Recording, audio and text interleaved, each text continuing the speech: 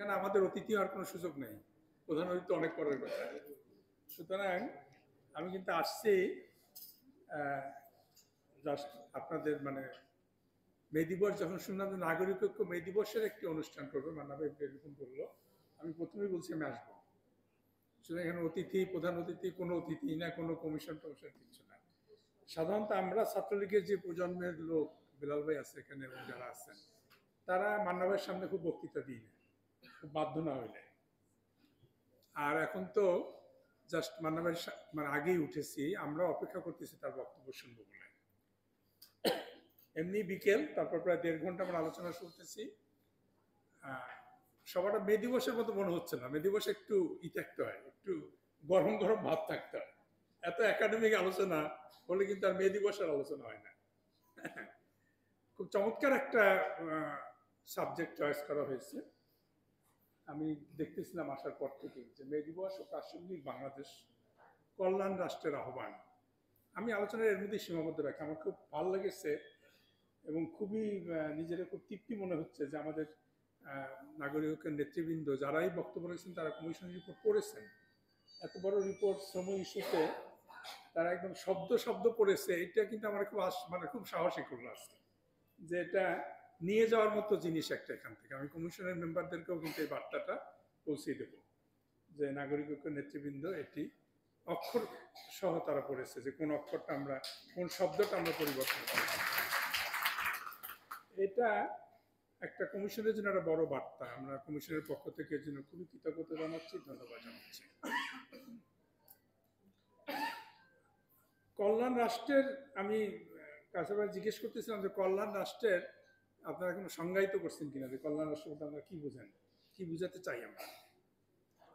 কারণ আমরা যে গণতান্ত্রিক ব্যবস্থার কথা বলতেছি, যেটা নাগরিকত্ব নেতৃত্ব বললেন যে আমরা বামপন্থী রাজনীতি করি না, আমরা সমাজতন্ত্রের কথা বলি না, আমরা গণতন্ত্রের কথা বলি।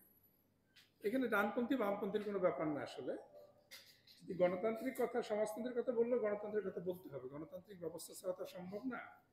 এখন গণতান্ত্রিক ব্যবস্থা আমাদের সবচেয়ে যে ঘাটতি, আমরা যেটা মনে করি ব্যক্তিগতভাবে আমি, সেটি হচ্ছে আমরা সবসময় গণতন্ত্রের প্রশ্নে ব্যক্তির বিপক্ষে পক্ষে অবস্থান নেই।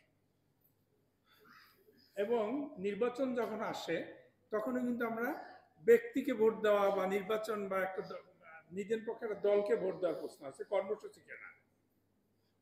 একটা মানে আমি কি ধরনের নির্বাচিত হলে আমি কি ধরনের রাষ্ট্র ব্যবস্থা কায়েম করব, সেই রাষ্ট্র ব্যবস্থার যে একটা মুক্ত প্রতীক, যেটা একটা ধারণা, এটা মানুষের সামনে তুলে ধরে তার পক্ষে ভোট খুব কম চাই আমরা, মানে আমার বিবেচনায় আর কি। যার জন্য ওই যতই আমরা বলি না কেন নির্বাচন হয় বা হয় না, যাই হোক না কেন, অথবা আন্দোলন বিজয় হই আমরা পরাজিত হই, কোনো কিছুর পরে কিন্তু কাঙ্ক্ষিত পরিবর্তনটা হয়। কিছুদিন পরেই দেখা যায় যে আমাদেরকে বলতে হয় যে আমাদের আশাটা পূর্ণ হলো না। 90-তে আমরা দেখেছি সেটা। 90-তে আমরা এখানে যারা উপস্থিত সবাই 90-এর সৈনিক ছিল। একইভাবে 90-তে মান্নাভাই জেলখানায় গেছে, আমরা জেলখানা গেটে দাঁড়িয়ে থাকছি। একইভাবে আবার এই গত 10 বছরেও গেছে। হ্যাঁ, এভাবেই চলতেছে কিন্তু আমাদের। এক্ষেত্রে আমি বলবো আজকের ব্যানারের এই স্লোগানটা এবং যে প্রতিপাদ্যটা আমার কাছে খুব ভালো লেগেছে, যে একটা কল্যাণ রাষ্ট্রের আহ্বান, এর ভিত্তিতে জন্যই আমরা মে দিবসটা পালন করতে চাই। এবং মে দিবসের অন্তর্নিহিত দাবিটাই ছিল কল্যাণ রাষ্ট্র।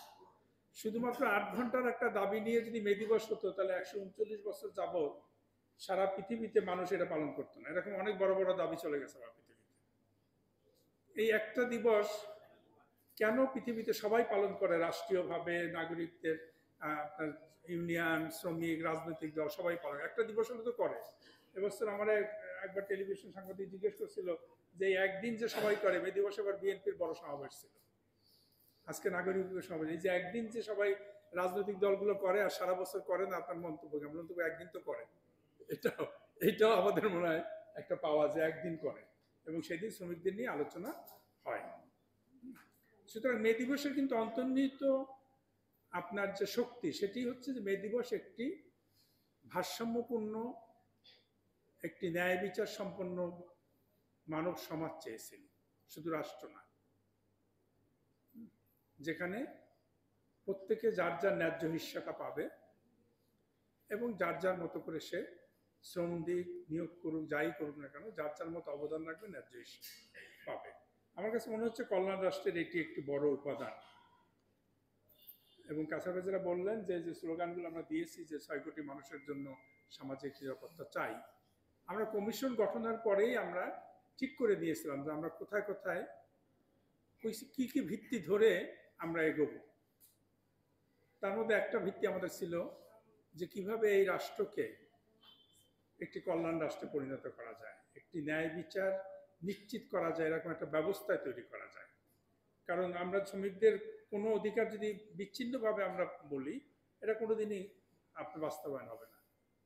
এর সাথে অনেক কিছু যুক্ত, এর সাথে রাজনৈতিক অঙ্গীকার যুক্ত, এর সাথে রাজনৈতিক কর্মসূচি যুক্ত, নীতি নির্ধারণে যারা যাবে তাদের বিশ্বাস, তাদের তারা রাষ্ট্রকে কোথায় নিতে চায় সেটা যুক্ত।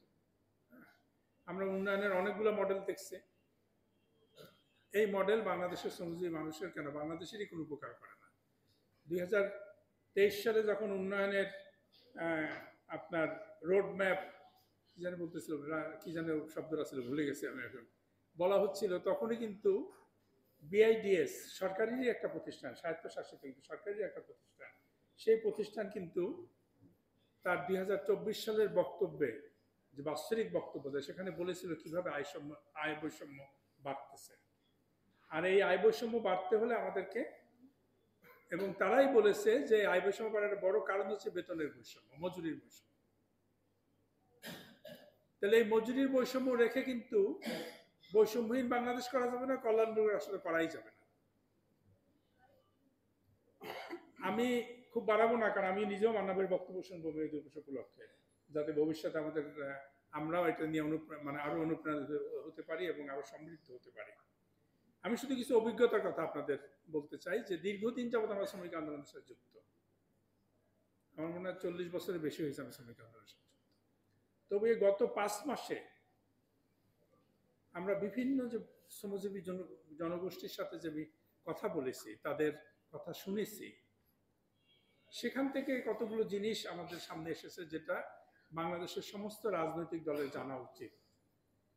আর আমি একটা সুযোগ নিচ্ছি যে এটা মান্না ভাই, নাগরিকত্ব নেতৃবৃন্দ, আপনাদেরও জানা দরকার। আমাদের প্রথম আলোচনা শুরু করেছিলাম আমরা গৃহ শ্রমিক এবং পরিচ্ছন্নতা কর্মীদের দিয়ে।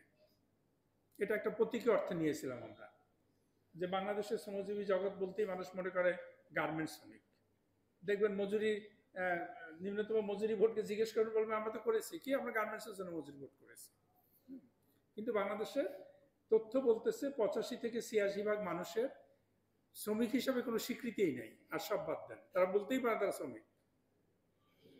প্রথমে পরিচ্ছন্নতা কর্মীদেরকে আমাদেরকে বললো যে 2018 সালে অর্থ মন্ত্রণালয় একটা প্রজ্ঞাপন জারি করেছিল, সেটা হচ্ছে আউটসোর্সিং প্রজ্ঞাপন। সেখানে তারা বলছে যে 5টি 6টি ক্যাটাগরিতে